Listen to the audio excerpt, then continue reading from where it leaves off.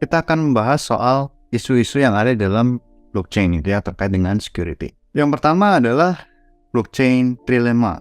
Jadi blockchain trilemma itu, kalau orang bicara soal blockchain trilemma, itu adalah 3 persoalan dalam blockchain di mana orang hanya boleh memilih 2 dari 3. Jadi trilemmanya apa saja? Yang pertama adalah scalability, security, dan decentralization gitu ya. Nah, biasanya orang pilih dulu security gitu ya. Security akan dipilih dulu karena orang tidak mau menggunakan produk yang terkait dengan aset mereka tapi tidak aman. Jadi security akan jadi prioritas. Jadi mereka biasanya atau si pemilik project akan mendahulukan security. Kemudian biasanya mereka akan melihat scalability sebagai sebuah keunggulan. Ya, biasanya apa? Biasanya mereka membahas soal berapa jumlah transaksi per detik yang bisa ditangani oleh aplikasi atau oleh sistem yang mereka bangun gitu ya. Atau ketika satu project itu memilih security dan decentralization, artinya sistemnya harus sedesentralistik mungkin. Nah, contohnya apa? Contohnya Bitcoin.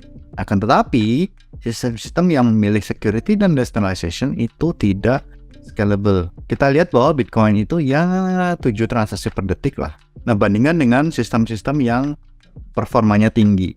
Ya, misalnya apa? Misalnya Binance Smart Chain atau BSC, Tron, Solana, apalagi Aptos yang baru. Itu apa? Mereka mengutamakan security dan scalability. Jadi mereka ambil 2, tetapi masalah desentralisasinya kurang gitu ya. Jadi kita tidak bisa bilang bahwa si blockchain yang high performance ini punya desentralisasi yang baik. Itu agak sulit. Jadi tetap ada 2 komponen di antara 3 yang harus diutamakan gitu ya. Bukannya dibuang tapi diutamakan, atau tapi agak disingkirkan gitu ya. Misalnya security dan scalability, ya desentralisasinya agak dikurangi. Bagaimana cara menguranginya? Biasanya kalau Solana biasanya mereka mempersyaratkan sebuah node itu punya resource computing yang tinggi gitu ya. Tidak boleh mereka resource computingnya yang terlalu kecil, nanti akan tidak support. Kemudian sebuah node atau sebuah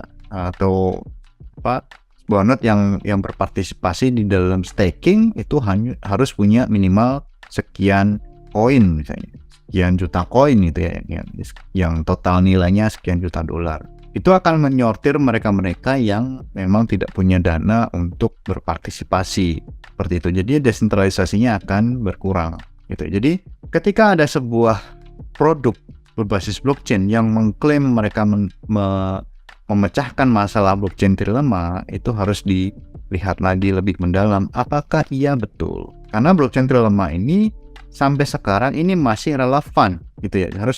Memang ini adalah batasan gitu ya, batasan bahwa sistem blockchain ini ya terbatas dari 3 ini, security, scalability, dan decentralization. Pilih 2 di antara 3. Kalau memang ada improvement, biasanya ya improvement kecil lah, misalnya ada security dan decentralization. Scalabilitasnya bagaimana caranya? Ya diubah sedikit-sedikit lah ya, ditambahkan fitur-fitur fasilitas tertentu, teknik-teknik ditambahkan supaya scalabilitasnya tercapai. Misalnya apa? Misalnya adalah layer 2. Kadang-kadang ada layer 2 yang memang scalabilitasnya tinggi tapi keamanannya rendah.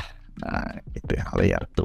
Nah, nanti banyak solusi yang bisa dipakai untuk mengakali ini gitu ya. Tapi memang inilah yang ini yang jadi batasan dari sistem blockchain.